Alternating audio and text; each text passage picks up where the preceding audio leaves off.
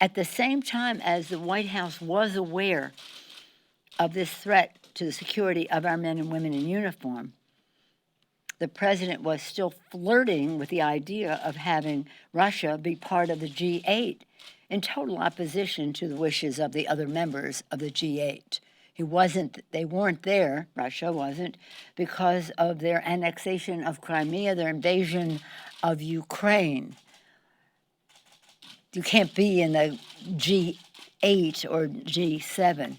So why weren't they not raising this to a level to say to the president, this is not a good time for you to be saying Russia should be part of the G8, when in fact there is reason to suspect that Russia was threatening the security of our men and women in uniform.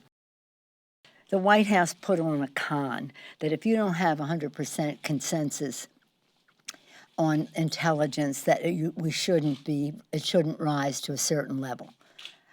Well, we would practically be investigating nothing if you had to start off at 100%. So don't buy into that, and neither does the intelligence community.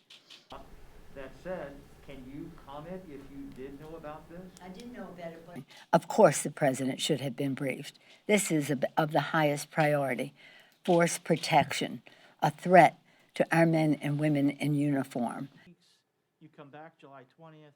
Is there enough time to negotiate? In our last Russian sanctions legislation, you may recall, we had a strong bipartisan bill that was to be sent to the president, but the White House said they wanted us to take out the sanctions on Russia that pertained to the intelligence and the defense sectors, the very sector that is accused of possible threats on our men and women in uniform.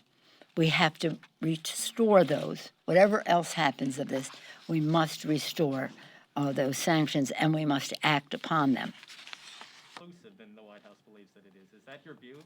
Let me just say this. As this proceeds, we'll see what other sanctions there should be. But we want to remove all doubt in anyone's mind that just because it's Russia and just because all roads for President leads to Putin doesn't mean that we shouldn't be taking careful guard of our elections, because 24/7 they are trying to undermine the integrity of our elections again.